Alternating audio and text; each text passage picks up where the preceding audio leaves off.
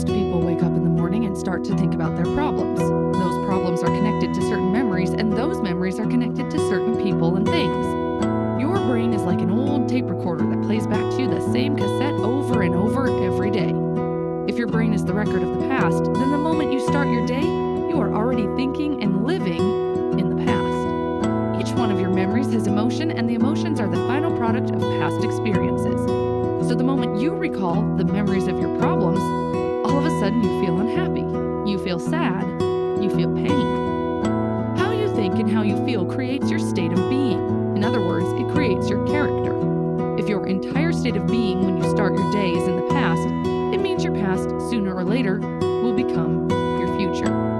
For example, something that happened yesterday made you angry. Today you wake up and think about it, and you feel angry again. Keep doing this for 2 days and people will think you are having a bad day. Keep doing it for 1 week and people will think you're in a bad mood. If you continue long enough, soon anger will become part of your character. You will be known as someone who is always angry. So as you can see, your thoughts have something to do with your destiny.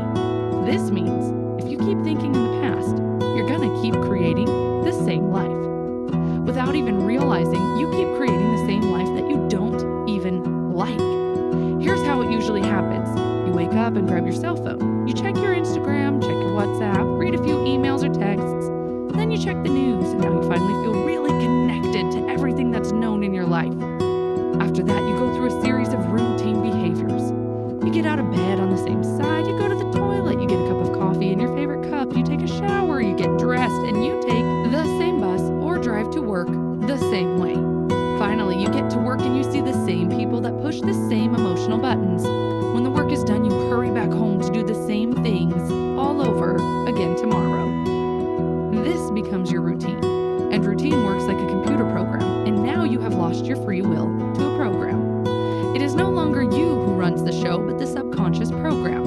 95% of who we are by the time we're 35 years old is a memorized set of behaviors, emotional reactions, unconscious habits, hardwired attitudes, beliefs, and perceptions that function like a program. So then you can say, with your 5% conscious mind, I want to be healthy, I want to be happy, I want to be free. But the body is run by a different program. You are putting the 5% conscious mind against the subconscious mind, which is 95%. This is like putting an average skinny guy against an Olympic-level power lifter in a weightlifting competition. No wonder you can't make changes and end up going back to the old program and creating the same life. So then how do you begin to make changes? Well, you have to get beyond the analytical mind, because what separates the conscious mind from the subconscious mind is the analytical mind. And that's where meditation comes in. Through the practice of meditation, you can learn how to change your brainwaves and slow them down. And when you do that properly, you can enter the operating system, where you can begin to make fundamental changes. Most people wait for a crisis, trauma, disease, or diagnosis in order to start changing. Joe Dispenza's message is this: why wait for negative things to happen? You can learn and change in a state of pain and suffering, or you can learn and change in a state of joy and inspiration. Most people spend 70% of their life living in survival. They live in stress. So they're always anticipating the worst case scenario based on past experience. They literally choose the negative things out of the infinite potential in the quantum field. They're selecting the worst possible outcome. This is like looking at the menu with an endless amount of food and drinks and choosing the worst possible option. This is how it happens. Every time you recall the negative event, you produce the same chemistry in your brain and body as if the event is occurring again. You are sending the same emotional signals to the body. Your body is your unconscious mind, in a sense. Your body doesn't know the difference. Your body thinks that the event is actually happening right now. Most people are constantly recreating their negative emotional states by constantly thinking about them. So when it comes time to give up that negative emotion, they can say, I really want to change. But the problem is that the body is stronger than the mind. The body has been conditioned for years to negative emotions. The body was a servant once, but now has become the master.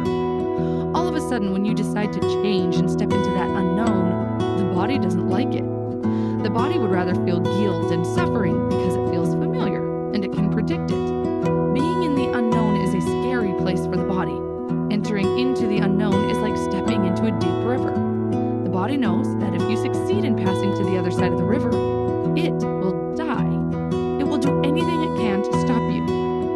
why the moment you start meditating, suddenly your nose starts scratching. You remember an important task you had to do, and out of nowhere, you get a memory from 20 years ago. This is your body saying, come on, just give up and let's go back to our old miserable life. The body has a lot of tools, and it will use every single one of them to stop you from entering the unknown. The unknown is the best place to create your future. And the easiest way to enter the unknown is through meditation. Once you are in a deep meditative state, you can start creating your future.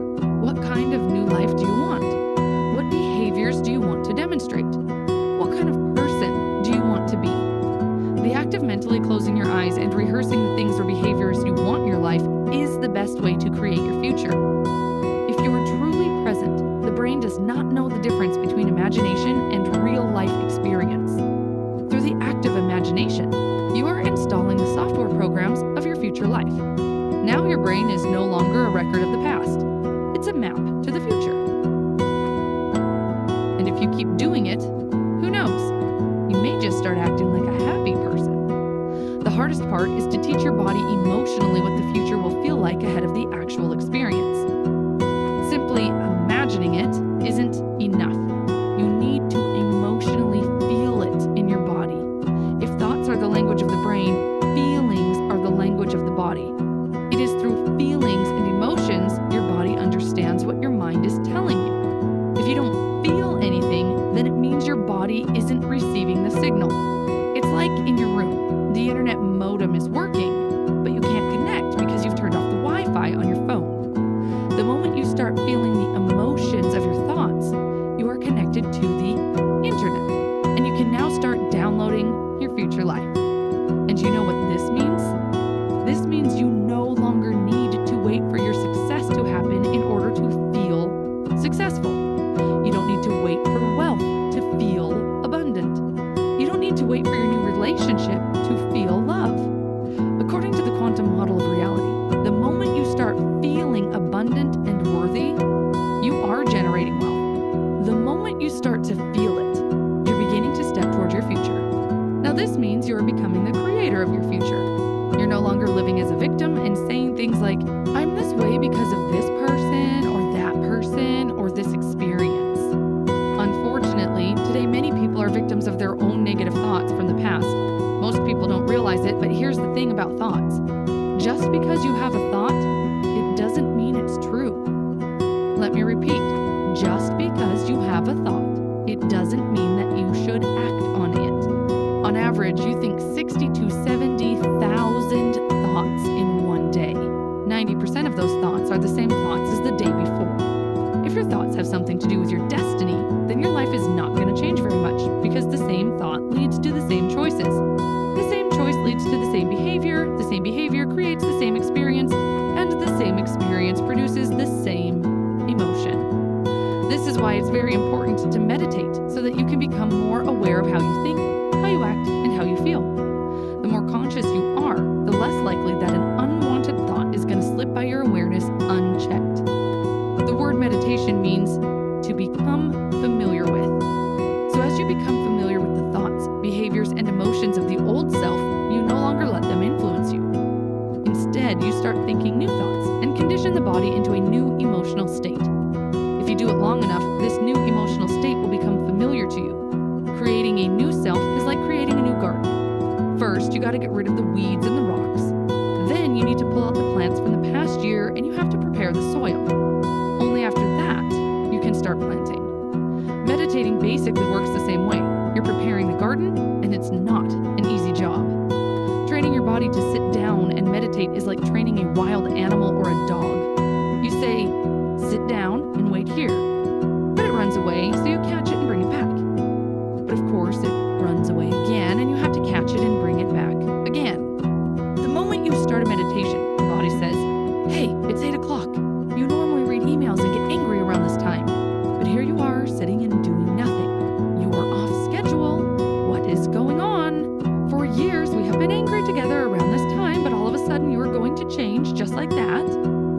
So the body starts sending signals.